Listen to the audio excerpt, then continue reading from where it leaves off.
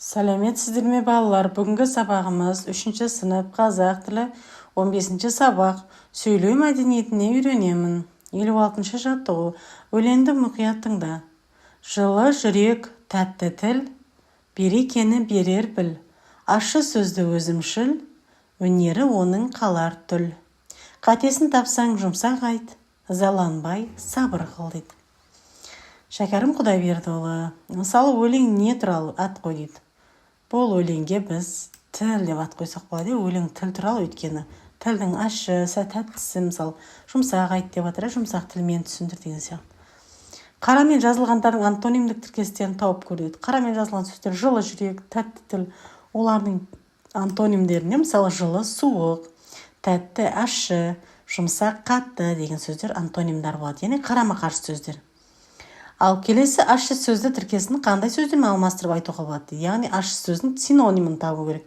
Оған ұқсас сөздер. Мысалы, ащы сөз жаман сөз деуге болады, ұнамсыз сөз деуге болады, әдепсіз сөз деуге болады, иә балалар?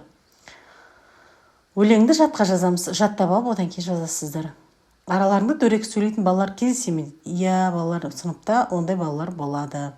Өлеңнің соңғы екі қатарын басшылыққа алып, досыңның қатесін түзетуге көмекке кел дейді. Ол үшін меніңше мүмкін болса дұрыс болар еді сөздерін қолданып өз пікіріңді білдір дейді. Иә, қатесін тапсаң жұмсақ айт, заланбай сабыр қыл дейді екі қатарымыз. Дұрыс айтады, меніңше бұл дұрыс айтқан. Қатесін тапсаң, оны жұмсақ айту керек. Ешқашан жекіріп, ұрсып айқайлауға болмайды, иә балалар.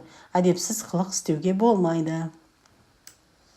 Келесі жаттығуымыз 57-ші жаттығу, мысалды түсініп оқы дейді. Үстел үстінде радио мен теледидар қатар тұратын. Үй ішіндегілер теледидарды қызықтайтын, радионың бұған қатты намысы келетін. Сен келдің де мені ескерусіз қалдым дейтін. Ылғи, теледидарды атарға оғы жоқ еді. Ал ол болса бұған еш ашуланбайтын.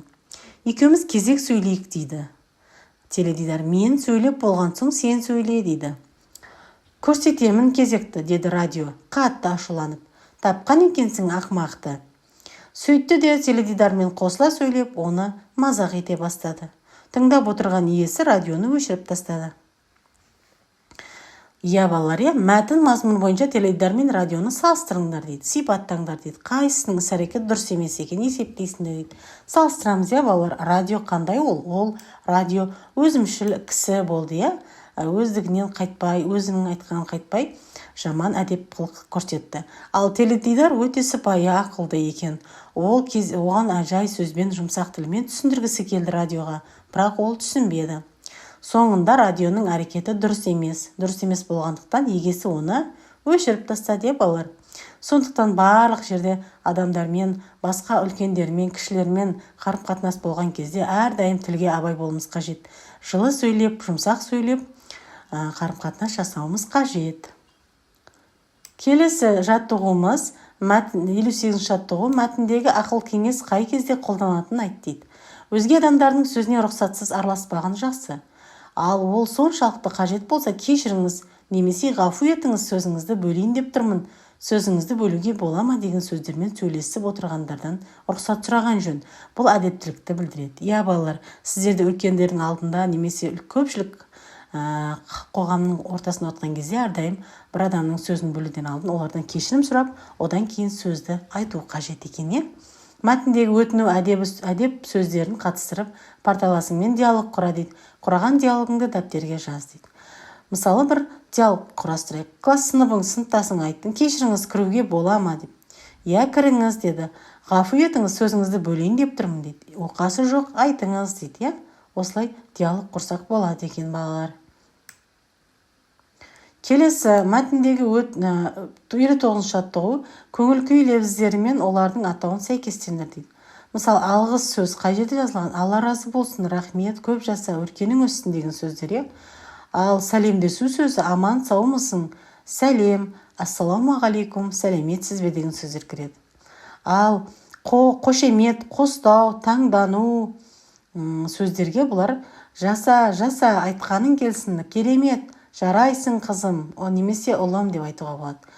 Ал қоштасу сөздеріне сау бол, келесі кездескенше десек болады.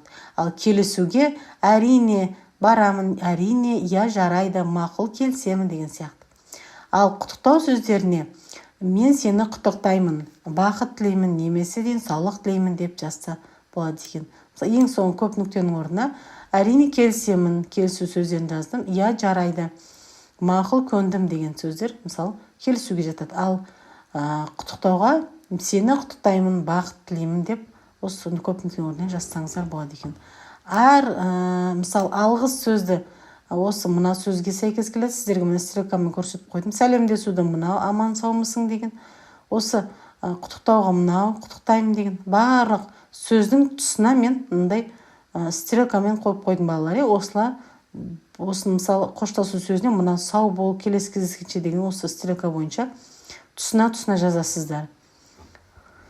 Осымен бүгінгі сабағымыз аяқталды балалар. Каналыма тіркеліп алыңыздар, қоңырау түймесін басып қойыңыздар. Менің каналымда 2 және 3 сыныпқа арналған қазақ тілі және математика сабақтары жүргізіледі. Сау, сәлеметте болыңыздар.